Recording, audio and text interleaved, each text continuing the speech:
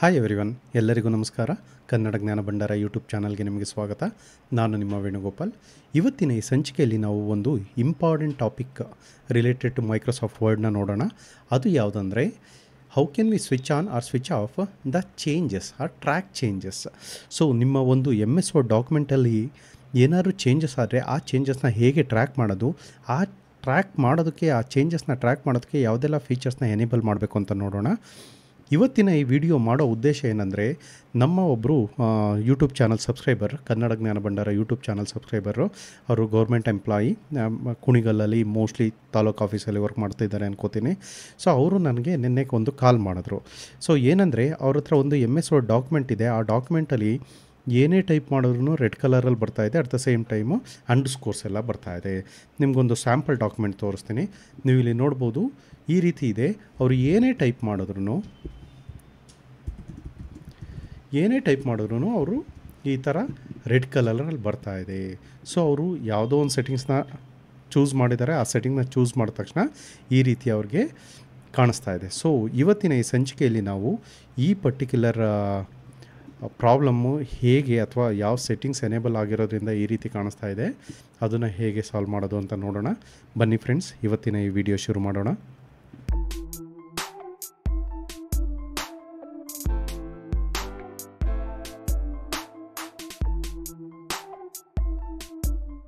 So ಇವತ್ತಿನ ಈ ಸಂಚಿಕೆ, has I told, how can we switch on or switch off track changes. Okay, so ಈ ಫೀಚರ್ನ ನಾವು ಎಲ್ಲಿ ಯೂಸ್ ಮಾಡ್ತೀವಿ ಅಂತ ನೋಡೋದಾದ್ರೆ, ಫಾರ್ ಎಕ್ಸಾಂಪಲ್ಲು ನಾನು ಏನಾರ ಒಂದು ಕಂಪ್ನಿಲಿ ಮ್ಯಾನೇಜರ್ ಆಗಿರ್ತೀನಿ ಅಂತ ತಿಳ್ಕೊಳ್ಳಿ, ಅಥವಾ ಗೌರ್ಮೆಂಟ್ ಆಫ್ ಕರ್ನಾಟಕ ಇರ್ಬೋದು, ಯಾವುದೇ ಒಂದು ಡಿಪಾರ್ಟ್ಮೆಂಟಲ್ಲಿ ಇರ್ಬೋದು. ನಿಮ್ಮದು ಪ್ರೀವಿಯಸ್ ಇಯರ್ದು ಫಿನಾನ್ಷಿಯಲ್ ರಿಪೋರ್ಟ್ ಇದೆ ಅಂತ ತಿಳ್ಕೊಳ್ಳಿ. ಆ ಪ್ರೀವಿಯಸ್ ಇಯರ್ದು ಫಿನಾನ್ಷಿಯಲ್ ರಿಪೋರ್ಟ್ನ ನೀವು ಚೇಂಜ್ ಮಾಡಬೇಕಾಗತ್ತೆ ಕರೆಂಟ್ ಇಯರ್ಗೆ. ಜನರಲಾಗಿ ಏನು ಮಾಡ್ತಾರೆ ಅಂತ ಅಂದರೆ, ಪ್ರೀವಿಯಸ್ ಡಾಕ್ಯುಮೆಂಟ್ ಏನಿದೆಯಲ್ಲ ಅದನ್ನೇ ತಗೋತಾರೆ, ಕಾಪಿ ಪೇಸ್ಟ್ ಮಾಡ್ತಾರೆ.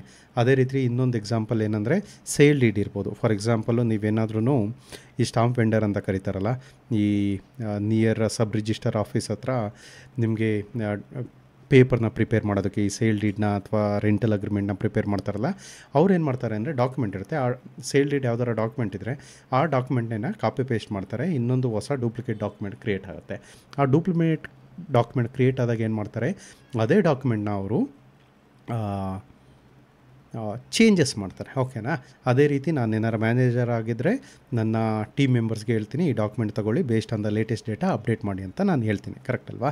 ಆ ರೀತಿ ಅಪ್ಡೇಟ್ ಮಾಡಿದಾಗ ಏನಾಗುತ್ತೆ ಅಂತಂದರೆ, I wanted to see what are the changes which people have done. ನನ್ನ ಸಬಾರ್ಡಿನೇಟ್ಸ್ ಏನು ಚೇಂಜಸ್ ಮಾಡಿದ್ದಾರೆ, ಯಾವ ಕಮೆಂಟ್ನ ರಿಮೂವ್ ಮಾಡಿದ್ದಾರೆ, ಯಾವ ಕಮೆಂಟ್ ಅಥವಾ ಯಾವ ಸೆಂಟೆನ್ಸ್ನ ಆ್ಯಡ್ ಮಾಡಿದ್ದಾರೆ ಅಂತ ಟ್ರ್ಯಾಕ್ ಮಾಡಬೇಕು ಅಂತ ನೋಡೋದಾದರೆ, ನಾವು ಈ ಪರ್ಟಿಕ್ಯುಲರ್ ಟ್ರ್ಯಾಕ್ ಚೇಂಜಸ್ ಫೀಚರ್ನ ಯೂಸ್ ಮಾಡ್ತೀವಿ.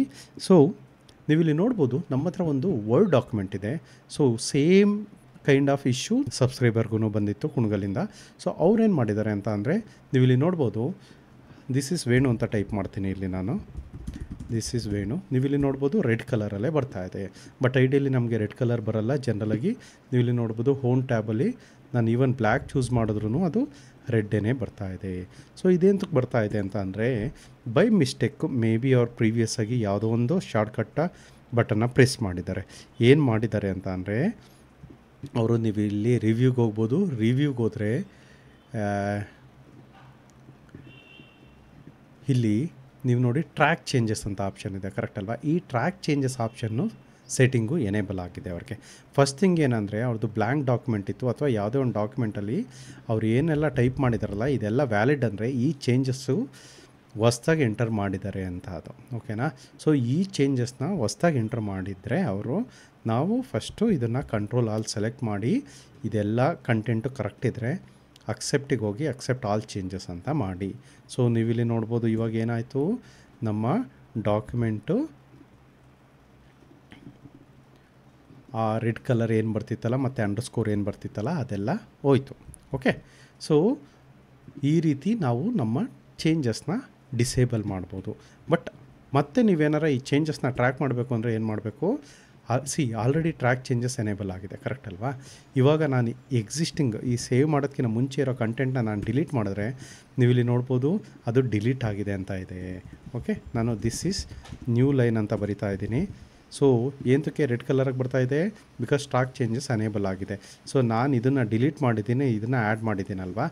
ನಿಮ್ಮ ಮ್ಯಾನೇಜರ್ ಅಥವಾ ಯಾರಾದ್ರೂ ರಿವ್ಯೂ ಮಾಡಿ ಈ ಕಂಟೆಂಟು ಫೈನ್ ಅಂತ ಅಂದರೆ ಮತ್ತೆ ಅವ್ರು ಹೋಗಿ ಏನು ಮಾಡ್ತಾರೆ, ಅಕ್ಸೆಪ್ಟ್ ಚೇಂಜಸ್ಗೆ ಹೋಗಿ ಅಕ್ಸೆಪ್ಟ್ ಆಲ್ ಚೇಂಜಸ್ ಅಥವಾ ಅಕ್ಸೆಪ್ಟ್ ದಿಸ್ ಚೇಂಜಸ್ ಅಲ್ಲಿ ನಿಮಗೆ ಅದು ರೆಡ್ ಕಲರಲ್ಲಿ ಡ್ಯಾಶ್ ಕಾಟ್ ಆಗಿರೋಂಥ ಥರ ಲೈನ್ ಕಾಣಿಸ್ತಿತ್ತಲ್ಲ, ಅದು ಹೋಯಿತು.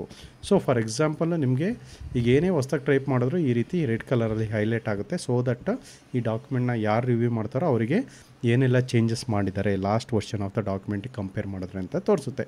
ಬಟ್ ಈ ಟ್ರ್ಯಾಕ್ ಚೇಂಜಸ್ನ ಡಿಸೇಬಲ್ ಮಾಡಬೇಕು ಅಂದರೆ ನೀವು ಇಲ್ಲಿ ನೋಡ್ಬೋದು, ಟ್ರ್ಯಾಕ್ ಚೇಂಜಸ್ ಇದೆಯಲ್ಲ, ಇದನ್ನು ಕ್ಲಿಕ್ ಮಾಡಿದ್ರೆ ಆಟೋಮೆಟಿಕ್ಕಾಗಿ ಡಿಸೇಬಲ್ ಆಯಿತು. ನಾನು ಇವಾಗ ಏನೇ ಟೈಪ್ ಮಾಡಿದ್ರೂ ನೀವು ಇಲ್ಲಿ ನೋಡ್ಬೋದು ನಮಗೆ ಆ ರೆಡ್ ಕಲರ್ ಚೇಂಜಸ್ ಬರ್ತಾ ಇಲ್ಲ. ಗೊತ್ತಾಯ್ತಲ್ಲ? ಈ ರೀತಿ ನೀವು ನಿಮ್ಮ ಒಂದು ಡಾಕ್ಯುಮೆಂಟಲ್ಲಿ ರಿವ್ಯೂ ಟ್ಯಾಬಲ್ ಅಂಡರಲ್ಲಿ ಟ್ರ್ಯಾಕ್ ಚೇಂಜಸ್ನ ಎನೇಬಲ್ ಅಥವಾ ಡಿಸೇಬಲ್ ಮಾಡ್ಬೋದು. ಫಾರ್ ಎಕ್ಸಾಂಪಲ್ ನಿಮಗೆ ರಿಜೆಕ್ಟ್ ಅಂತ ಆಪ್ಷನ್ ಕೂಡ ಇದೆ.